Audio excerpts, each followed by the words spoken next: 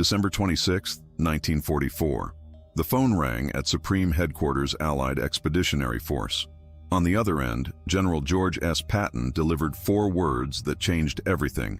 "We're through to Bastogne."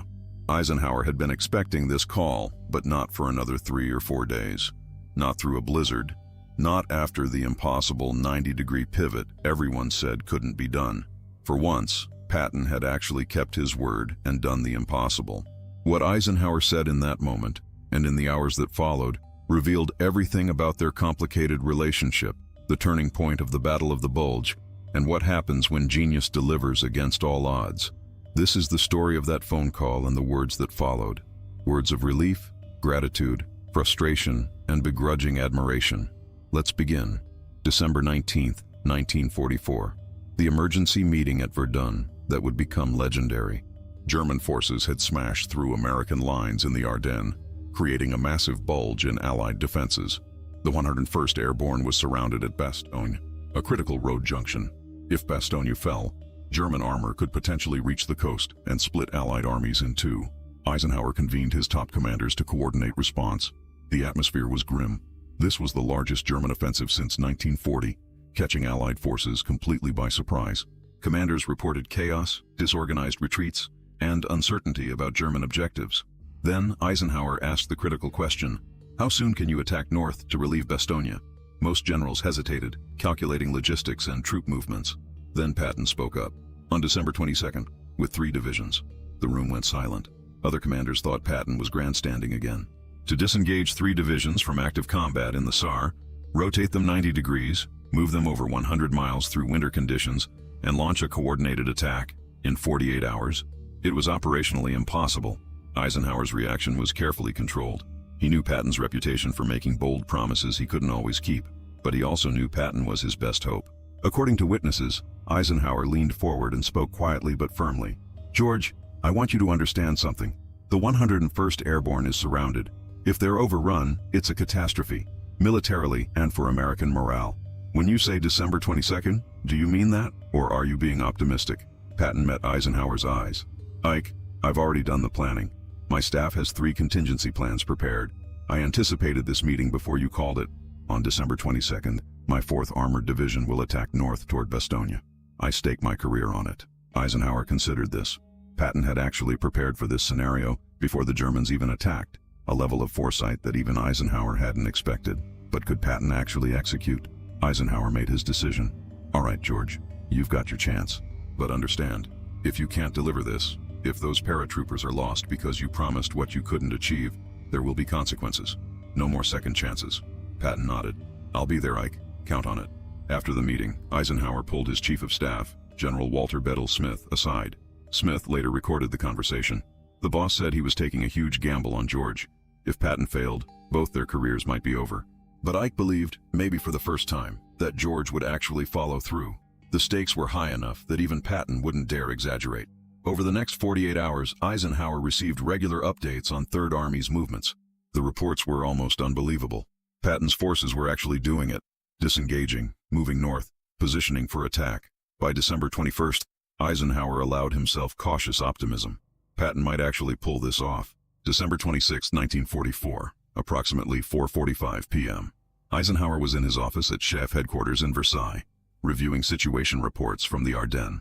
The Battle of the Bulge was entering its 2nd week. American forces had stabilized the northern shoulder, but the situation remained critical. Bastogne was still surrounded, though the 101st Airborne continued holding. Then his phone rang. The duty officer announced, "General Patton calling from Luxembourg, sir." Eisenhower picked up immediately. "George? Ike, we're through to Bastogne. The 4th Armored made contact with the 101st at 1650 hours. The corridor is narrow, but it's open. We're pushing supplies through now." There was a pause. Multiple witnesses in Eisenhower's office that afternoon recorded his reaction. First, visible relief. His shoulders dropped, tension released. Then something unexpected. Eisenhower's eyes became moist. He turned away from his staff for a moment, composing himself. "George, say that again. You're through?" "Confirmed, Ike. Captain William Dwight's company from the 37th Tank Battalion made first contact. The paratroopers are battered but holding. We're reinforcing the corridor now." Eisenhower's voice when he spoke was thick with emotion. "George, congratulations. You did it. You actually did it." Then, more firmly, How secure is the corridor? Patton's response was characteristically confident. German counterattacks are hitting us, but we're holding. I'm pushing more units through. By tomorrow, Bastogne will be secure. After a brief tactical discussion, Eisenhower ended the call. He sat for a moment in silence, then turned to his staff. General Smith recorded Eisenhower's exact words. "Gentlemen, George Patton has just accomplished something I wasn't sure was possible. He promised December 22nd, and he delivered December 26th. Given the weather and the conditions, that's close enough to miraculous." Then Eisenhower did something his staff rarely saw. He smiled broadly and said, "Get me a message to the 101st. Tell them relief has arrived, and send my personal congratulations to General Patton and Third Army. They've just changed the entire complexion of this battle." Within hours of Patton's breakthrough, Eisenhower faced decisions about public messaging. The Battle of the Bulge had created panic in the United States. Newspapers speculated about German victory, potential Allied collapse, and whether American forces were capable of stopping the Wehrmacht. Bastogne's relief was the first genuinely good news since the offensive began. Eisenhower's public statement, released on December 27th, was carefully crafted. Units of Lieutenant General George S. Patton's Third Army have successfully broken through to relieve American forces surrounded at Bastogne. This operation, executed under extremely difficult winter conditions and against determined enemy resistance, demonstrates the fighting quality of American soldiers and the operational excellence of their commanders. The defenders of Bastogne displayed extraordinary courage and determination. Their relief by Third Army forces marks a turning point in repelling the German offensive. The statement was diplomatic, praising both the 101st Airborne's defense and Third Army's relief operation. But those close to Eisenhower noted what he said privately was more revealing. To British Field Marshal Montgomery, who was coordinating the northern response, Eisenhower wrote, "Patton's performance in relieving Bastogne was exceptional. The speed with which he pivoted his army and launched a coordinated attack exceeded my expectations, and I suspect German expectations as well." To General Bradley, Patton's immediate superior, Eisenhower was more candid. "George delivered when it mattered most. Whatever frustrations I've had with his behavior and insubordination, this operation justifies my decision to keep him in command. He did what no other general could have done." But Eisenhower also sent a personal note to Patton, and this message revealed the complexity of their relationship. "George, congratulations on a brilliant operation brilliantly executed. Your planning, your army's execution, and your personal leadership made the difference. I am proud of what Third Army accomplished. However, I want to be clear. This does not erase previous issues or give license for future insubordination. You've proven what you can do when you follow orders and work within the command structure. Continue doing that, and there's no limit to what you can achieve." The message was pure Eisenhower, genuine praise combined with a reminder of boundaries. He wanted Patton to understand that success didn't excuse everything. In the days following Bastogne's relief, Eisenhower's diary entries and private letters revealed his complex feelings about Patton and the operation. These weren't public statements for morale. They were honest reflections on command, leadership, and the burden of managing difficult subordinates. On December 28th, Eisenhower wrote to his wife, Mamie, "Patton has done something remarkable. I've spent so much time being frustrated with George, his ego, his controversies, his insubordination, that I sometimes forget why I keep him in command. Bastogne reminded me, when the stakes are highest, when the situation seems impossible, George delivers. I don't know if any other general could have done what he did. That's simultaneously reassuring and concerning. Am I too dependent on one difficult man?" To General George Marshall, Army Chief of Staff, Eisenhower was more analytical. The Bastogne operation demonstrates both the strengths and challenges of coalition command. Patton's operational execution was flawless, exactly the kind of aggressive, mobile warfare we need. However, his ability to anticipate this crisis and prepare contingency plans raises questions about how much autonomy subordinate commanders should have. Patton prepared for a German offensive that most of us didn't see coming. He was right, and we were wrong. How do we balance that foresight against the need for unified command? In his personal diary, Eisenhower was brutally honest. "George exhausts me. Managing him takes more energy than managing 3 normal commanders. But what he accomplished at Bastogne justified every frustration, every controversy, every moment I wanted to relieve him. The paratroopers at Bastogne owe their lives to George's speed and aggression.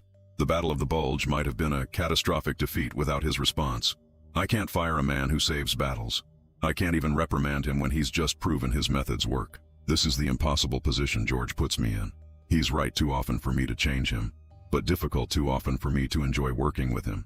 Perhaps most tellingly, Eisenhower wrote to British Prime Minister Winston Churchill, "General Patton has demonstrated why, despite his difficulties, he remains invaluable. His relief of Bastogne may have saved the entire Ardennes campaign. I wanted you to know this because I'm aware of concerns about Patton's temperament. Those concerns are valid. But his operational capabilities are equally valid, and at this moment in the war, we need those capabilities more than we need easy personalities. The relief of Bastogne permanently changed how Eisenhower viewed and managed Patton. It established a new equilibrium in their relationship, one based on proven capability rather than potential, on demonstrated results rather than promised performance. In January 1945, Eisenhower held a commanders' conference reviewing lessons from the Battle of the Bulge. When discussing Third Army's performance, Eisenhower stated publicly, "General Patton's relief of Bastogne represents one of the outstanding operational achievements of this war. The speed, coordination, and aggressiveness displayed by Third Army set a standard for mobile warfare. Other commanders would do well to study this operation." This was significant. Eisenhower was essentially holding up Patton as a model, something he'd been reluctant to do given Patton's controversies. But Bastogne had earned Patton that recognition, at least operationally. However, Eisenhower also made clear this didn't mean unlimited license.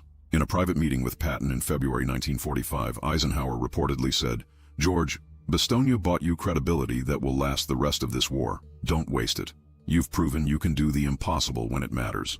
Now prove you can follow orders when they don't suit your preferences. Be the general I know you can be, the one who delivers miracles but also respects command structure." For the remainder of the European campaign, Eisenhower gave Patton more operational freedom than he gave other commanders. Third Army received ambitious objectives and the resources to achieve them, with less micromanagement than before Bastogne. Eisenhower had learned that Patton performed best when given clear objectives and room to maneuver.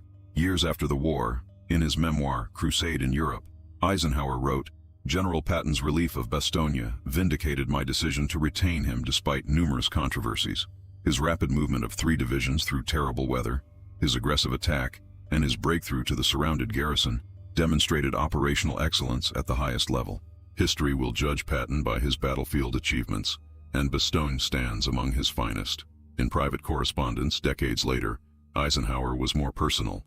"George and I had a complicated relationship. He frustrated me constantly.